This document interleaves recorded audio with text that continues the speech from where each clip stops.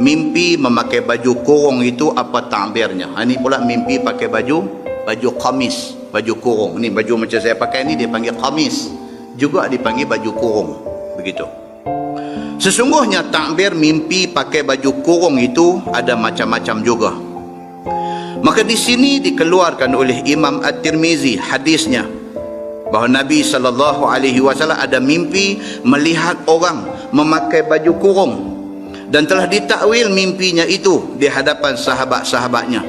Diriwayatkan daripada Abi Umamah bin Sahal bin Hunayf, diambil hadis ini daripada setengah sahabat Nabi SAW, bahwasanya Nabi SAW bersabda, di dalam antara aku tidur, aku nampak di dalam mimpiku akan orang ditunjukkan kepada aku, padahal ada atas tubuh mereka itu memakai baju kurung. Nabi kata, satu hari aku duduk tidur, mimpi orang mai jumpa aku.